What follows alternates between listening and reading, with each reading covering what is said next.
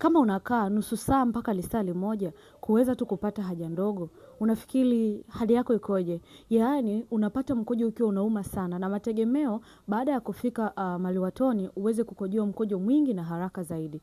Lakini uhalisia unakuwa vice versa. Unafika tena uani ukiwa na maumivu yale yale makali na mkojo unaendelea kutoka taratibu sana kwa kujivuta ukiwa hauna nguvu, na mwisho wa siku baada ya kumaliza kukojoa unaona bado kuna matone ya mkojo yanaendelea kutoka bila kukata.